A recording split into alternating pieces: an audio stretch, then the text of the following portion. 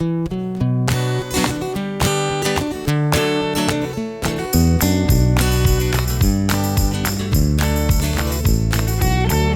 the Underpowered Hour. On this week's show, we have very special guest Bob Ives, live from his kitchen in beautiful southern England. Then Ike and I say goodbye for 2023. And now, here's the show.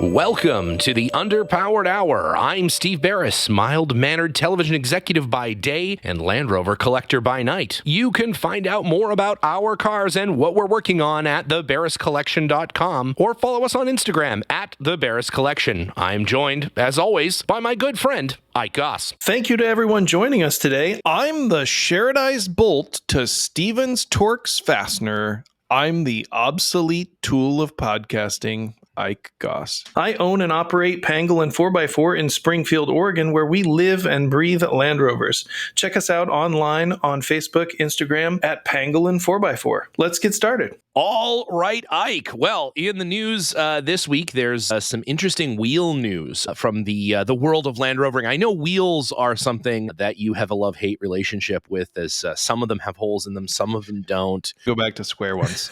Just come, this whole round thing. I think that's where it all got off track. Yeah, it's a fad. It is a fad. It's going to pass. It's only a matter of time. But our good friends at JLR have introduced formally the county package that you can get, trim level that you can get for your new Defender.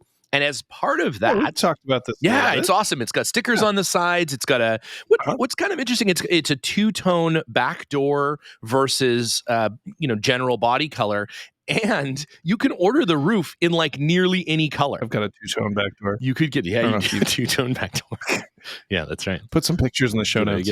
Oh my. But you can get different, you can get like any color roof you want too. Like basically any of the colors they paint the car, you can get the roof that color. So you can make some absolutely awful combinations, like some just hideous, like just a wacky car. Yeah, you can make that like that. You remember when Volkswagen had that car that had all the different panels, colors? Every panel was a different car color, and they would have them at the dealer so you could look at them.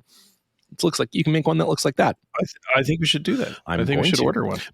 Let's order one. But the big news is not being able to make the roof ugly. The big news is that what we thought, and we were standing next to it, what we thought were steel wheels.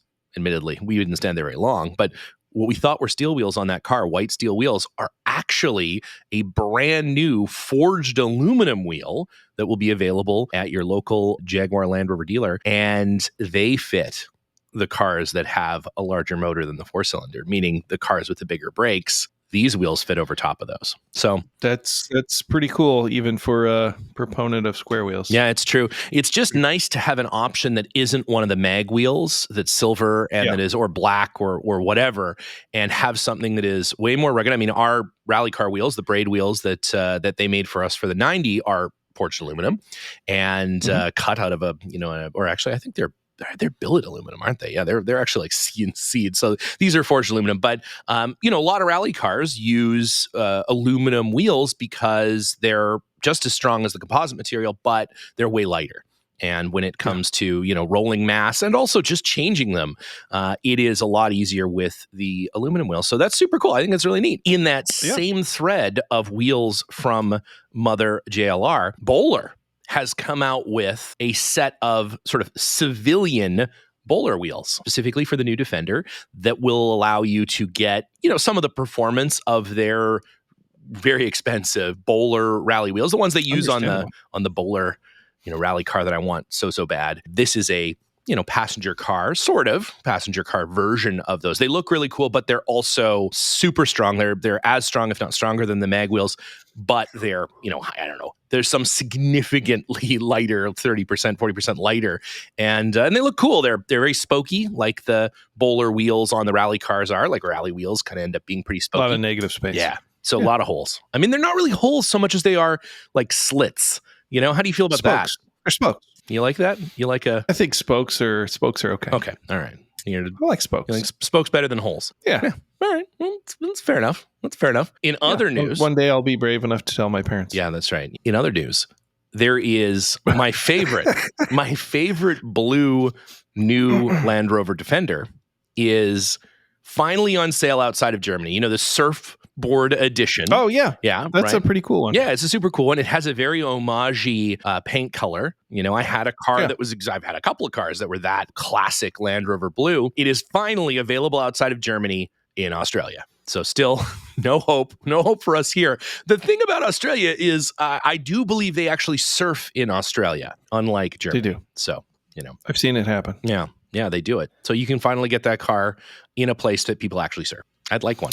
They're a neat color. I like it very much. Speaking of buying cars, I've heard that there was an 88 for sale on Bring a Trailer that is somewhat noteworthy. Oh, yeah? What was the speciality about that one? It I believe, set the high price record for Series 2A 88s on Bring a Trailer. And what was that price record?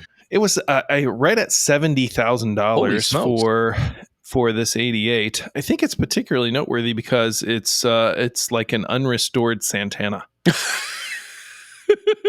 Did someone accidentally type an extra zero in their bid or something, or where? I think maybe multiple people did multiple times. Yeah. Wow. I mean, was this maybe a vehicle owned by Carlos Santana? Is that maybe where I don't believe so. I don't believe so. I think it's just a regular run of the mill. Wow. Pastel green Santana. Even pastel green. Hey, not the most popular color either, but I think it is a popular color. I love pastel green. I mean, Ted is pastel green. Yeah, I love it. Ted's pastel green. Yeah. I think the beige is probably the least popular color. Yeah. Although the sand one is really cool. That's a sand one is if you can get one of those, they're neat. Yeah. So, at any rate, this 88 has been the discussion of many of the Land Rover forums online. People wringing their hands and pulling their hair out with presumably better cars who aren't able to achieve those sorts of auction results. So, it's kind of interesting commentary on just auction behavior in general, but also people in the Land Rover market are like, look, mine's worth $100 million because this one's sold. Yeah. Everyone went and upped their insurance last week to make sure that their now $100,000 car was covered appropriately. Their $100,000 unrestored rusty 88. Rusty Series 2A. Yeah, that's there you go. Well, there you go. Speaking of which, how are things on Project Series 3? How's that looking up there at the old Penguin 4x4? For sale soon somewhere. We might try that on an online auction thing. I don't know. Maybe. I've never done that. I've never sold a car through like Bring a Trailer or any of those.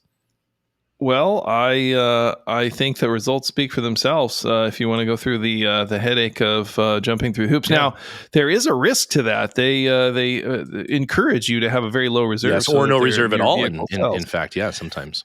So that may backfire. Right. You never know. Yeah, you never know. Being that it's probably a better car than the one that sold, it may sell for substantially fetch $90,000. Yeah, I would certainly think it's worth that. Well, right away, almost in the new year here, we're just working out the schedule right now. Our good friends Ivan and Dan from Rover Talk are going to come on to do their yearly recap of the Land Rover market. As that, those guys are not just students of the market; they are professors in the market and are always selling on the Bring a Trailer or Cars and Bids and things like that, as well as buying.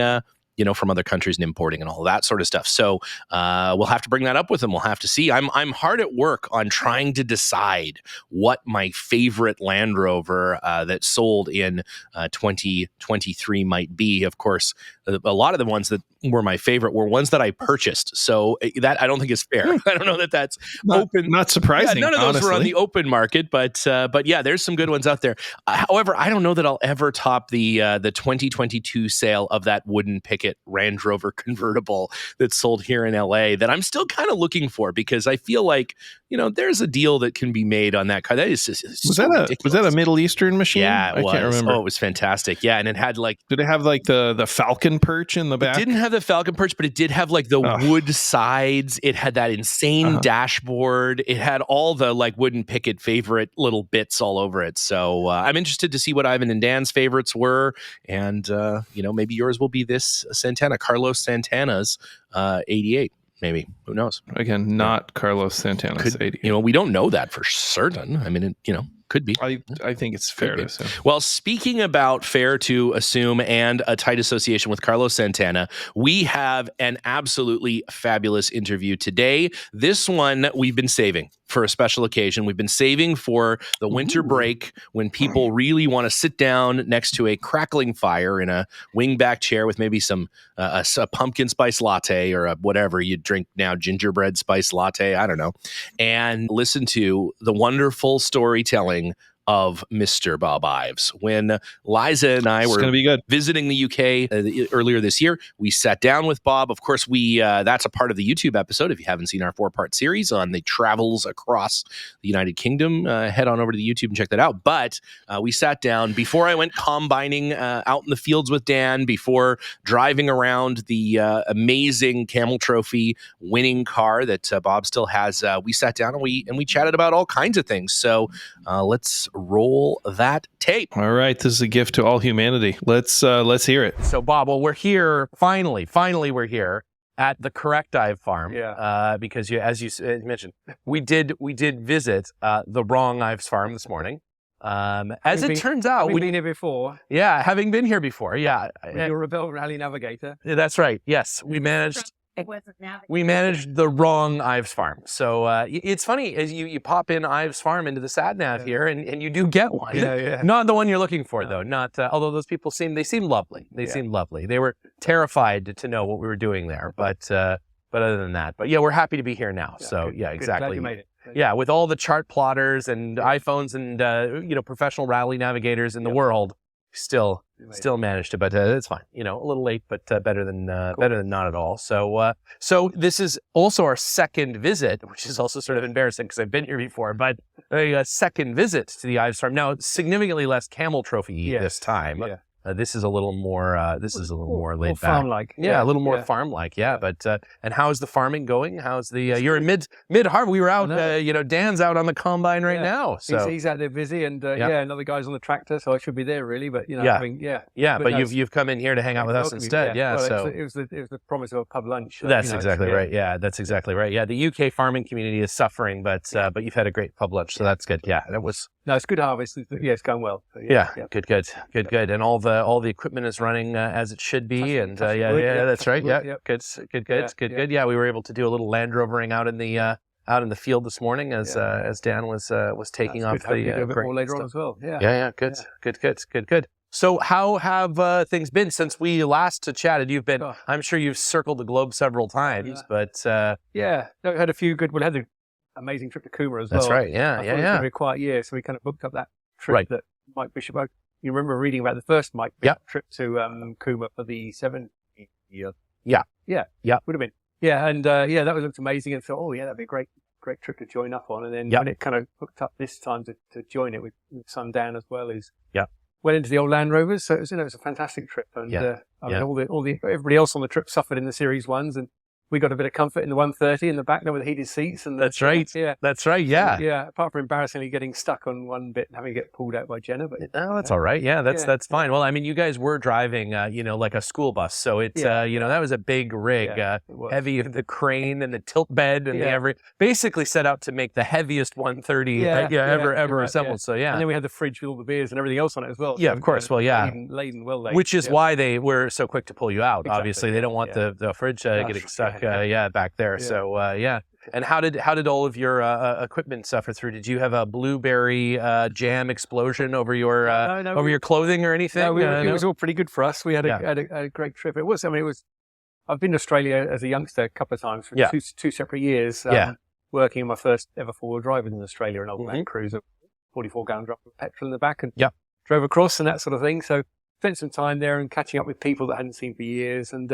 But it was brilliant, and to see those Victoria, which I've travelled up in the centre everywhere. Yeah. But Victoria is quite a small estate, I think, apart from Tasmania, but it's fantastic. They're high countries, fantastic tracks and trails. Yeah. It really was awesome, and a really good bit of, and coming into the back of Snowy River, the man from Snowy River, the country. So it was a brilliant trip. Mike organised a fantastic trail, so.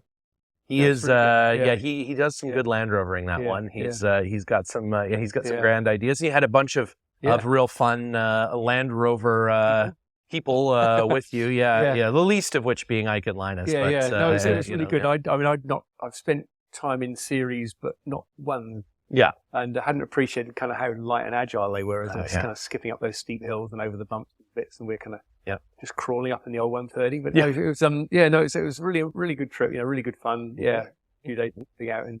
And how was your any encounters with the Button Man there for you, or that was just primarily for Ike and Linus? I think that was Dory and Ike and Linus were had a good bit of fun that night. I think I might have crashed and burned a bit early that night. I was being sensible, had a few beers and crashed out, and then I kind of heard all the screaming and shouting in the woods and thinking like, oh, somebody's being murdered, but probably nobody important. But it's fine. Yeah, it doesn't matter. Yeah, it doesn't matter. Yeah. Again. And what did you think of the Kuma show itself? What did you think of the sort of event and the collection of land, like 600 and some odd Land Rovers there or something? A fantastic collection there. Yeah. And the Kuma Car Club we briefly saw their museum there. I mean, to have a whole town totally car orientated was fantastic. Really made up for it. And the street run we did up to the streets there was fantastic. To have the whole closed roads and that was just brilliant. And it was a great gathering. And obviously people from the States, Australia, and I think on the morning of the last morning, there was two old boys, all their families turned up in a 110 or something. Yeah. And they just said, oh, we heard about this show going on. So we literally got up at 4 o'clock this morning and just drove there, because we heard it was all about Land Rovers. They had no idea of the sort of the scale of it. And it was just to kind of meet those sort of people that just kind of that it got engaged was brilliant. Yeah, really good show. Yeah. Oh, that's super cool. Yeah. And how was there's this large parade sort of thing? Yeah, with that was amazing. And the way they organised all the groups of Ford Controls, 130s, whatever it was, out on the streets to start with before they started moving off was pretty amazing to have that big gathering and just that waiting there in the line to be sort of moved off, you realise, appreciate it. You look around the corner, there's like whole streets full of 4 lines of 4 cars. It was pretty impressive. Yeah, it was. It's incredible. So you think you'll go back again? Would you do the 80th? It sounds like Bishop was sort of saying maybe they're going to do this every 5 years, sort of, but they're not sure. Maybe as time goes on, the old Land Rover is becoming more special and more collectible. So I'm sure it'll gather more, and there might be 1,000 next time. Who knows? Yeah, it's amazing. Good. But maybe next year we get to the States for some of the big shows over there. So we've got to have you in California. It'd be great. We will do. You'll head out into the desert or something. We'll introduce you to the desert version of Button Man, which is just Linus. Actually, it's just so nothing. Just lurking in the undergrowth. That's exactly right. Yeah. That's just where he's comfortable. So. Well, that's great. And so you've also been sort of traveling around the world in your other duties as a sort of person who teaches total idiot movie stars to drive cars off roads and things.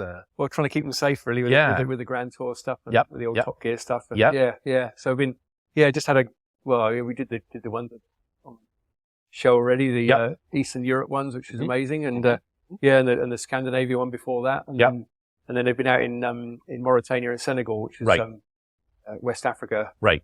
Shooting a few months ago, so that was amazing. Yeah. So for a coming series, it's not quite out yet. Yeah. Oh, that's very cool. But it's the cars in Mauritania are unbelievable. The stuff on the road, driving, kind of no headlights, no glass. No, so, it's like whatever. Yeah. You think, is that a moped coming towards me? Oh no, it's a big truck. Okay. No.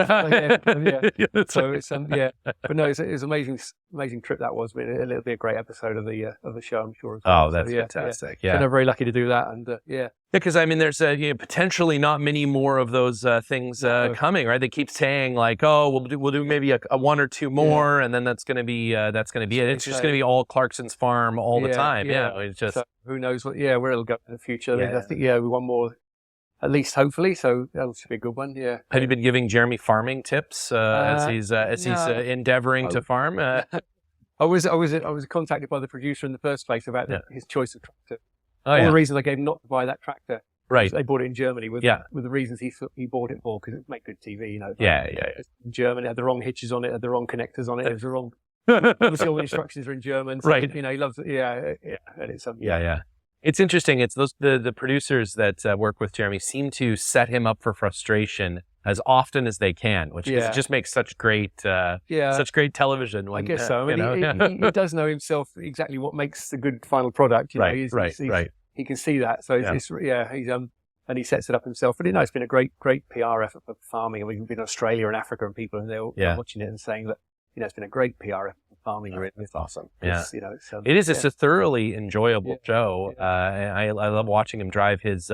He has an L322 that he uses as like a farm truck. You know, the episode he was loading sheep into the back of it or something to take down to town or something. Cheap for the UK now, so you can pick them up for $2 or $3 grand. Very funny. Yeah, I don't think those folks, those mums bringing the kids to soccer in the L322 in Beverly Hills, quite think that there may be sheep in the country. But yeah, no, it's like. I think it's, the L322 is like my favorite. It's like my favorite Range Rover. I think, and Jeremy Clarkson, I think, has said it's like peak Range Rover. It never got better than that. It's got fancier for sure and like nicer and more expensive, but it sort of didn't get any better, And obviously in the States you miss out on the 4.4 TD V8, which is the V8s. We don't get the diesel V8. Yeah. Well, we were just around at the Public, you said, having a luncheon, and your dad was there, and he's got one. He's got the TD V8s in a beautiful. Is it Esmere green? I don't know what that green is, but the dark green, P or L322 rather, and just it's a perfect car. No, Tanatira is a perfect car. Yep.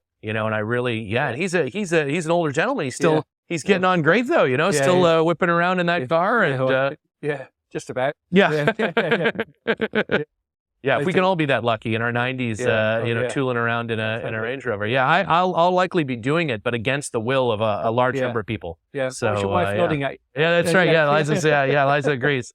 Liza agrees with that. So There's something about Range Rovers that you kind of think. I think the models that are 2 or 3 generations ago. Yeah. Are somehow more trendy than the current ones. The current one, it's weird, right? Like, will the current one in 10 years' time be seen as an awesome truck sort of thing? Right, right.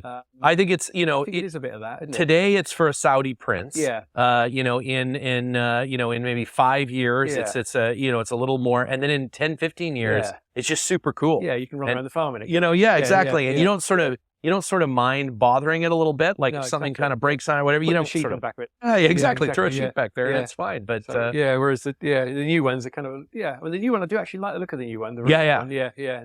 Just the very back of it has a little bit of a little bit of like a squished in bum kind of. It looks like you're sort of staring down the back end of a turkey a little bit, with the legs folded in and stuff a little bit. It's kind of got that. Yeah. But I mean, the front on. I mean, it's and.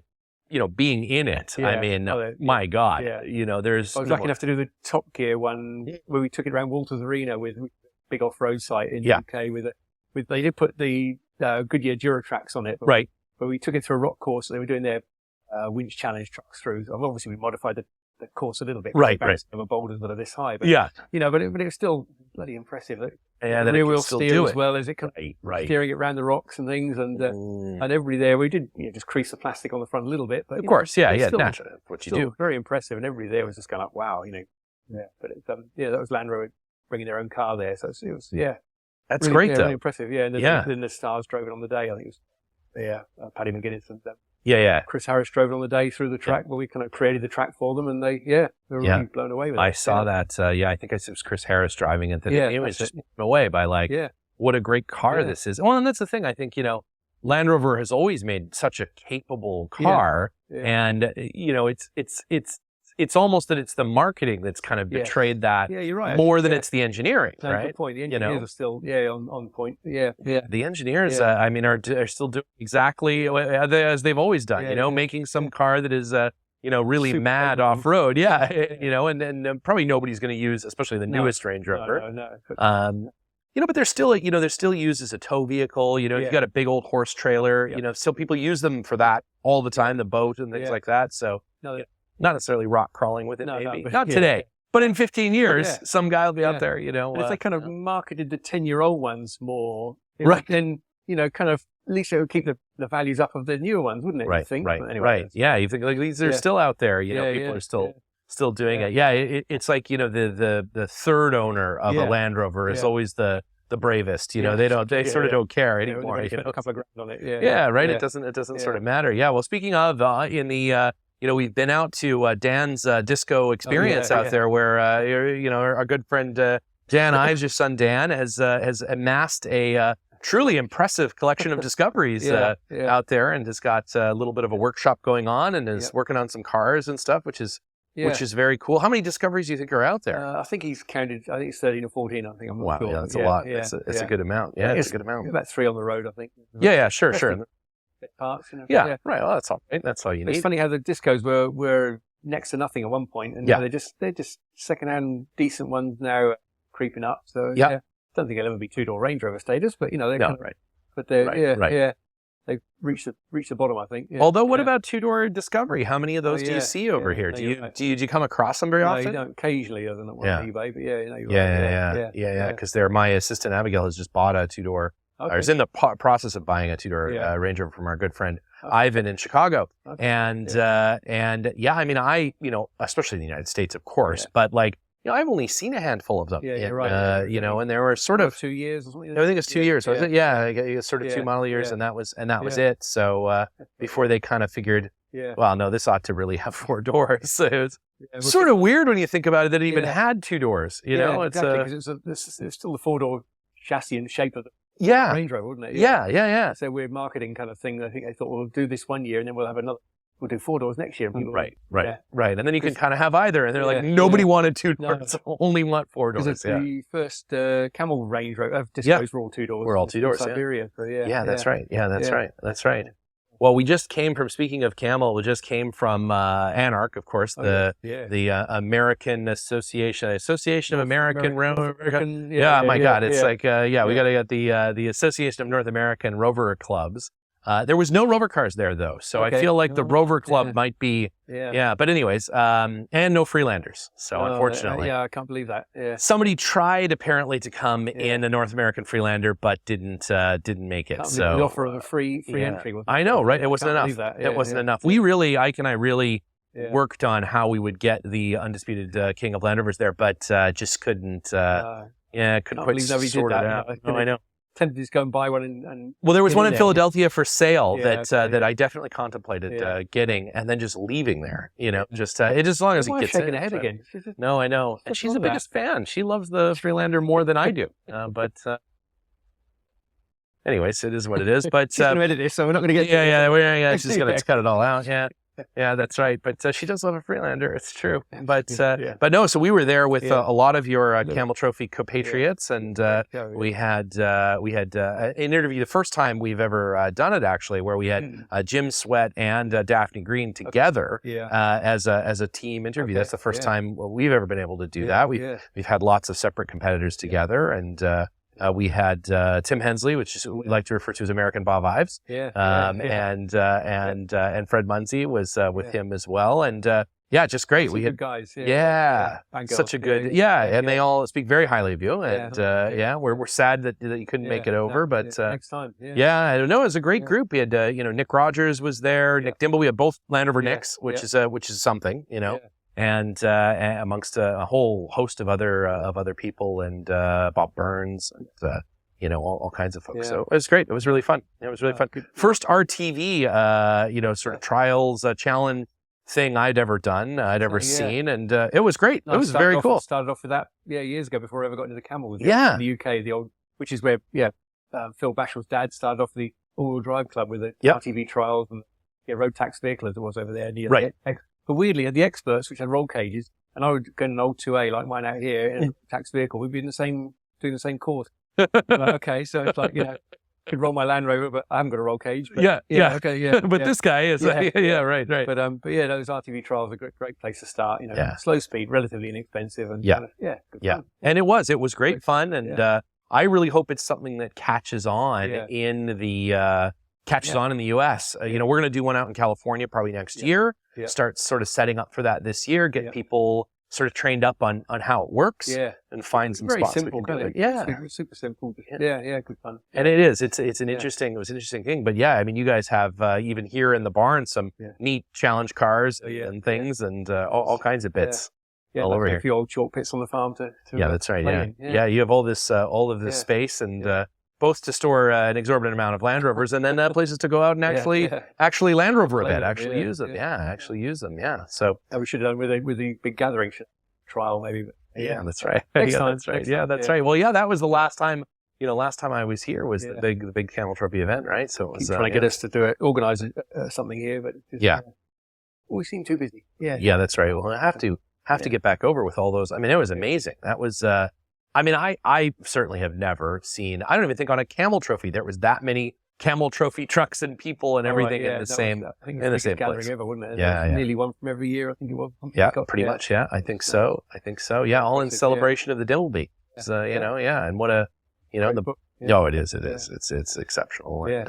And apparently selling quite well. Last I spoke with Nick, it's it's German moving. Now, isn't everything? Yeah, that's what he said. Yeah, just launched the German version. So yeah, because it's huge there, hey, because of the German sort of, I guess, heritage, the which sort of started, wasn't it? Yeah, right. Yeah. Those with those folks, and that's those little America. Jeeps. That was very cool. Yeah. So what's next here at Ives Farm, the real Ives Farm? What have you guys got on for the harvest? Yeah, that's right. Yeah, bring in the harvest. Yeah, that's harvest. Another few weeks of sunny weather, hopefully. Finish the harvest, and then Danny will be back in the workshop building trucks and things. And I might just have a little breather, but maybe another Grand Tour shooting coming up later this year. Yeah, later this year. Yeah. So all of a sudden another year's gone, isn't it? It's gone. Yeah. That's great. That's great. Well, what else is on with the television programs? I know you were doing that one program with Apple. With I think the last thing I saw you doing with Apple was crashing Will Smith crashing into a sand dune or something. Slightly embarrassing. Yeah.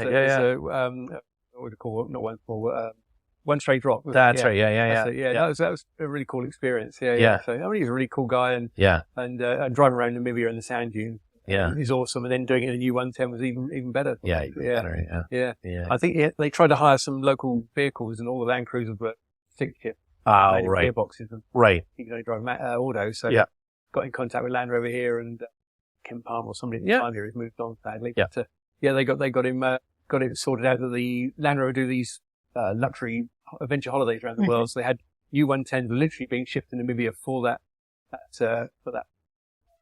program they do with the holidays. So it was just ready to go. Yeah. So they just took in, borrowed a couple of those, and and there it is. And then drove around and smacked one into a sand dune. Yeah. It'll happen. It looked like it was having a great time. Oh, he did love it. Yeah. And the locals were all dead impressed. The locals were all total Land Cruiser people. Like most are in the world. Right. If you're going to go out in the bush, it's total Land Cruisers or Hiluxes or whatever. But no, they were dead impressed with that the new Defender was going for things. So it's a big dune. And some big climbs and big drops, and so it performed really well. Wow, that's awesome. We were impressed. Awesome. Any more time spent with the Grenadier? I know last we spoke, you were spending a bit of time with the Grenadier, and we did the support of the BMW GS Motorbike Challenge in Albania before it was officially launched, or before it was launched. So that was terrific, and then we went out with Duncan Barber, of course. To Morocco to do their what do they call it, Hardway Home. That's right. Yeah, Hardway Home. Yeah, that sort of launch there, and I heard that it was it sort of was the I guess the folks that got the cars were happy with it. They enjoyed it and had a good time. We found some fantastic trails up in the mountains, and then it snowed. And Duncan probably told you we had completely cut off all the routes were fantastic. Were cut off, and the campsite was cut off because snow and the high plains, and so we had to kind of make it up as we went along. But it was still tremendous trails. And the car is, is tremendous. It handles really well. And I was almost more, expecting off-road, but more impressed with his on-road to find them very, very good. And obviously a lovely motor and gearbox. Yeah. And a very sort of modern drivetrain in a classic sort of vehicle. Beam axle for me. Performed really, really well. Nothing's going to be totally without electronics these days. Sure, of course, it can't be. No. I track tons of electronics. Of course, right. So, it's the longevity, 3 years' time will be when you really judge it. When it how much did it hold up and stuff? And how is it road manners-wise compared to something, or even off-road manners, compared to something like a Glendewagen or something? Because comparing it to the old Defender isn't really fair, because it's not even close to an old Defender. It's more, in my mind, it's sort of maybe a little more rugged Glendewagen, Yeah, no, totally. Because the Glendewagen has got diff locks and everything else is fantastic like that, but it's not a lot of axle travel. Right. They kind of put the diff locks in to compensate for the lack of axle travel because of the wheels off the ground. But the Grenadier is fantastic. 5-link rear instead of the Landy's 3-link, and it's still got incredible articulation. Really, really articulates really well. Keeps the wheels on the ground, and then you can have the diff locks as well. So, it really does. So it's that extra level above. Yeah. And are they E-locking or air locking, or what's the question? something like I don't know. Switch. Yeah, there's a switch, right? Yeah, so who knows? No, that's a good question. Yeah, you I'm turn not on the sure. switch and something happens. Electronic. I think Probably it's electronic nowadays. inside, Yeah, it's not yeah, vacuum. because that's the same as it's the same as the Glendivagan. I think is also electronic. Yeah, I'm trying to make I the think. axles. I'm not sure. Yeah. No, it's electronic for sure. Yeah, Yeah, because it would be. Yeah. It's an optional extra. The diff locks on it anyway, aren't they? So the center diff lock, like the old Land. Yeah. But the axles are optional. So it's something you option. Yeah. Yeah. Because I don't think you can't get a Glendivagan without the lockers for some reason, which is like the strangest thing that probably never gets used. No, that's right. Yeah. Or if it does get used, it's by accident and it burns out a differential or something in the IKEA parking lot. But it's interesting that I don't know. I mean, I feel like there's something to the Glendivagan in that, it's fit sort of for its purpose, and that purpose is for footballers to drive around their local village in these, massive low sort of tanks. Tires. And they have, and they sort of come in a trim that's sort of designed for that. I don't know anyone who buys them to do even think about, even in Saudi Arabia and stuff, where they'll maybe drive them in some sand. Yeah. But no one is doing anything where any of that stuff. It's not a utility. Not at all, right? No. Whereas I hope that the Grenadier customer is at least thinking about adventuring in it. Maybe not utility. I mean, I don't think a telephone company is necessarily buying them. Double cab pickup now, aren't they? Yeah. So that's looking good, and I think they've got a few payload issues. I'm not sure, but it's I see. Yeah. But it's definitely a utility market with that now. Yeah. The UK's gone from the old Land Rovers to double cab pickup kind of thing. Yeah, right. Everybody now, all the farm. Well, So- he's doing a so I think Hilux or something, exactly. Grenadier's probably hit the market with that double cab pickup. Makes sense. Yeah. I don't think a 2-passenger pickup makes sense. No. Not even. I mean, even in the United States, where everybody has a pickup truck, it's all double cab. Yeah. The box. It's funny. I saw some kind of a thing on the internet where you look at a truck from the 1950s and it is tiny cab, giant box, and you look at it, and then it's this progression to now it's these giant cabs and barely a box at all. In fact, the Ford Lightning, our electric pickup, has the standard box. You can only get the standard box. There's nothing bigger. No, it's an F-150, so it's the size of an apartment building. So you're not worried so much about it. But the idea of an extended box or a smaller cab, no, because they know anyone buying that car is buying it as a car and a pickup truck, not only as a pickup truck. So the box is sort of secondary, or at least the box is equal to the interior space. I think the kind of biggest joke ones were when the Land Rover brought out their double cab 110 pickup. Yes. Because it's like, like you say, and even the back legroom in the rear passengers is like not much, and then you got this little bed which is about that long. Right. And it kind of which is kind of a bit pointless, really. The van one is better because at least you can fold the seats down and put long things in. Yeah, put long things in it. Yeah, exactly. Like a bicycle in the back of it. Yeah. It'll start recording again there.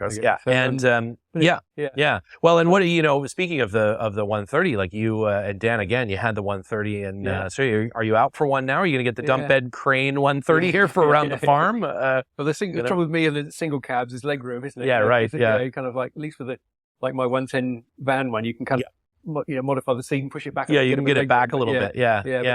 All the single cab, whether it's a 130 or 110, whatever. Yeah, just that kind of truck cab. They look really cool, but they're not comfortable to drive. Steering wheel sort of exactly. But, have you ever done the seat riser where you lift it up a couple of inches or something? Is that you find it helpful, or? I find you don't need to do that. You can modify the runners on the back. You can cut a little bit out of it, put a couple of washers in it, and you can just slide the seat back without rising it and losing the headroom. So there you go. It's a top tip. Exactly.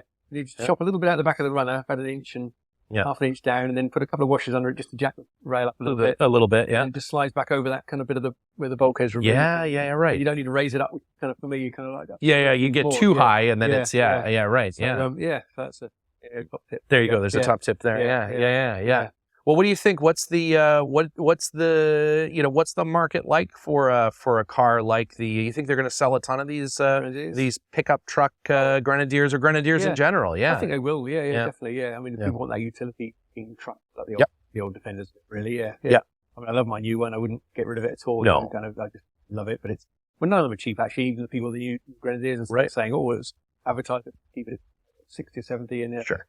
And so nothing's cheap really. Double cab pickups sort of 40, 50 now. So So nothing's cheap really if you want a new decent car kind of thing. So. For sure, yeah. And I mean, and there's nothing simple, even like I said, we'll go back to like an F-150, which is literally a utility car. And even it has computers and it's got, because you can't buy a car. No. There's no engine that could meet emissions that doesn't have computers doing that for it. That's how it does it. You couldn't, you're not going to have a carbureted or an injection pump diesel. CDI anymore. You can't. You can't. It's never going to make emissions. But I think, all these discos that we jokingly Dan's got here, I think in the future, those will almost become, people will start rebuilding that. So you've almost got I know disco's still got electric windows, so there's a chip in there somewhere. But you've got a TDI, which is the only electric is the bit shutting the fuel off. Yep. Once you've got it running, it'll run forever kind of thing. Yeah.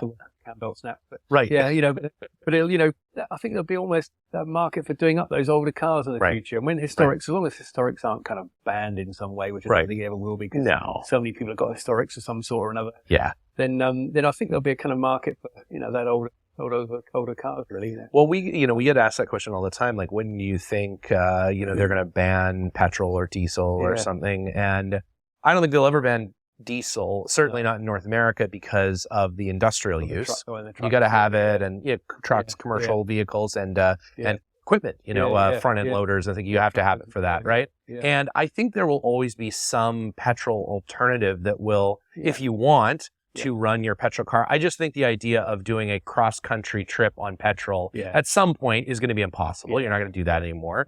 And that's where we recently did an episode with a gentleman who's doing the electric conversions in a drop-in sort of thing. And I think more people will do that. People who want to have an 80-inch or something, or a Defender, and want to use it and want to enjoy it and want to sort of continue the utility, but the fuel source, the powertrain just isn't going to work.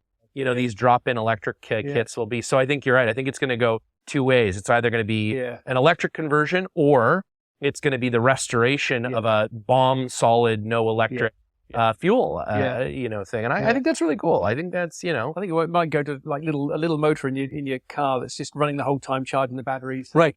Literally, it's really economical, but you've got the, load of power when you want it. Yeah. When it's just cruising, it's charging the batteries again. And it's kind of that sort of thing, I think, might become a more, I think pure electrics, just for long distance stuff. And it's hard, it's hard for it's hard, and maybe that eventually becomes hydrogen or something where it's still hard though when you're if you're going to do even something like a mini diet caffeine free Camel Trophy, you could never do it without fuel. Exactly. And so you could do it electric. There'd be no reason to stop you, except that you'd have to fuel it, right? You have to figure out the fuel. So either it's the solar, it's the hydrogen, it is a pony motor, like you said, which I think is another great alternative. It's neat. It'll be interesting to see where the expedition space goes in the future with that stuff. Still your compact fuel, isn't it? Because JCB are doing stuff quite with hydrogen now. And New Holland are the same. You still need big tanks and stuff, and getting that range, isn't it? Yeah. And so it becomes like, do you bring, a silo of hydrogen with you? And it works in some climates. Actually, it's funny. Electric doesn't work great in super cold climates, but hydrogen, it loves super cold. It is super cold. That's where it lives. That's how it lives, right? Yeah, of course. And, and so then you sort of think about like, well, in an environment where super cold is the native thing, maybe that, it's kind of interesting, It'll be interesting to see where that space goes. Because I think, isn't Ineos is working on something that is going to be hydrogen, I think. Sure, because they're obviously working on space in the floor for all sorts of things. Batteries. Yeah, exactly. Yeah, no, I can't wait. I can't wait for an electric Defender. I think that will be very popular because, again, I think a lot of them are used in cities. A lot of them are used for that sort of thing. And as battery technology gets better too, the range will get better. Already an F-150 will go 350 miles, and that thing is, again, it's humongous. Until you try to tow something. And then it's 100 miles all of a sudden. It's it very quickly. The batteries probably weigh half a ton in it. They're huge. But it's interesting. I was reading an article about, I think it might be Winnebago, that's doing a caravan that has battery power and a live axle. So it doesn't take anything from the vehicle. When the vehicle starts pulling it, it starts pushing itself.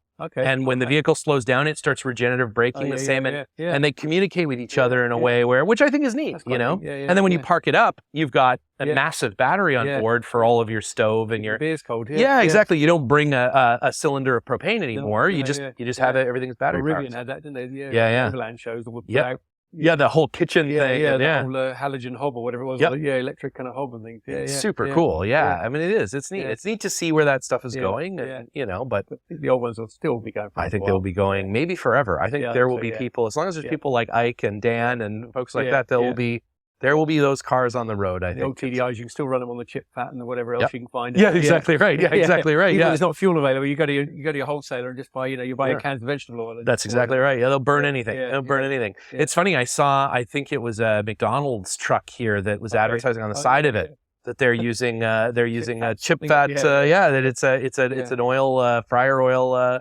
converted diesel, and it's pretty cool. I think that's kind of neat. Smell of fish and chips as it goes. As you go down the road, it's great. It's an added bonus.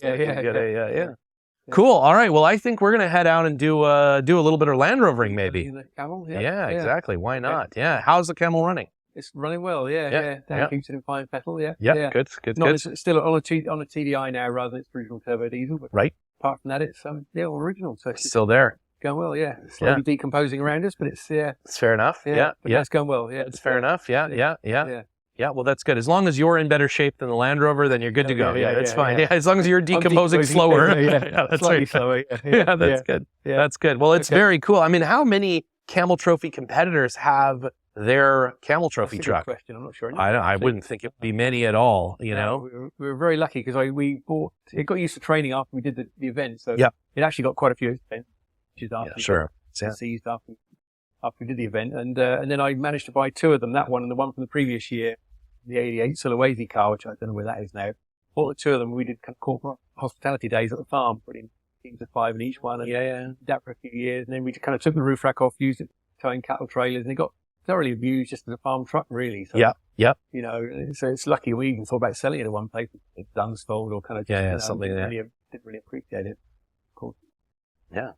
It's a piece of history now. Insurance on it. So that's right.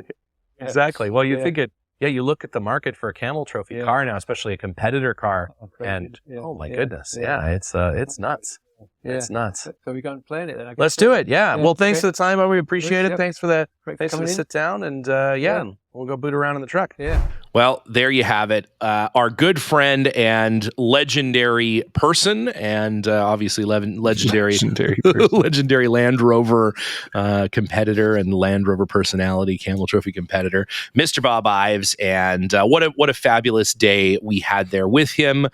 We definitely overstayed our welcome. We spent way too much time there, and he was nothing but extraordinarily gracious and very warm and giving to have us there. And we went for a beautiful lunch with met his dad, who was also at the pub that we had lunch at, and of course went combining with Dan and had all kinds of fun adventures before heading out into to another pub lunch at the same pub, coincidentally, a pub dinner with our good friend John Luke Basters, who is going to be on the show here soon to talk about the first 5 Camel Trophy Discovery prototypes, the GWACs, that he's been doing a ton of research on. He has one of them and has done a bunch of the backstory on where they came from and why they decided to do this, and how they started to kind of go down the road of preparing those vehicles for the Camel Trophy. There's a good amount of information in Nick Dimbleby's book. And by the way, speaking of Nick Dimbleby, in Nick Dimbleby news, if you haven't listened to the December episode of the Center Steer podcast, our good friend John and the gang over there, Morgan, and of course Dixon Kenner and Harold, they are chatting with Nick Dimbleby on this episode, and it's great. It's a super fun recap of all things Dimbleby. As you know, I'm a huge Dimbleby fan, like a Swiftie. You have the full size Nick Dimbleby body pillow. I do, I do, It's great. That's available on the Underpowered Hour online store if you need your own Nick Dimbleby body pillow. Great for travel, great for pregnancy, sleeping, anxiety, absolutely, if you don't have central heating, maybe it's fantastic. Really worth worthwhile. It's an incredible body of work. And yeah, so that's it for us for this season. Like I said, some great shows coming up. The next show up will be Liza and I's recap of our favorite shows from the Underpowered Hour this year. Surprise, there's none. I couldn't find one. I was like, oof. Oh man, it's bad. But that'll be the next show. No highlights. Yeah. And then a replay, and then we're back to new shows in the new year. So we're off to a little bit of a family time here around the workshop, cleaning and things, hopefully driving around some shitty old Land Rovers. What about up there at the old Pangolin shop? What are you guys up to before the end of the year? Oh, we're trying to button up a few projects before we hit the road down the dusty trail to Death Valley. Linus, in big news, has secured, after many years of searching, a Doormobile. Yes. So he has been hard at work the last few days trying to get the wheels to stay on that thing, so he can take it on this trip to Death Valley. I'm sure there's no question it's going to be foolhardy and things will fall off on the way, but that's how you make them better. That's so we're looking forward to having some good footage and some great photos from that little adventure, and we'll update you all on that on the new year. Can't wait. Yeah, the patented Pangolin 4x4 rolling restoration project / trip. That's that's a hallmark of, hopefully you'll shakedown run. Yeah, hopefully you'll find some kind of desert welding shop again this year and be able to put someone Sprinter band back together or something. Always adventures out there in the desert. That's to say the least. Yeah, there's purportedly a Land Rover that's abandoned out there. So we got some clues. Yep. I think we're going to go try and find it. We'll see. Sounds like a hell of an adventure. Hopefully you are not taken captive by some of those hills have eyes people or something, and you come back safe and sound. We are the hills have eyes. That's a good point. People, you are. So we're just going home. Yeah, just going home. Attacked by a herd of wild burros. So it's going to be great. Oh yeah, it's going to be great. All right. Well, hey, it's been a fantastic year. Looking forward to next year. All the best to everyone up there at His Majesty's Pangolin, and we will talk to you in the new year. See you soon, man.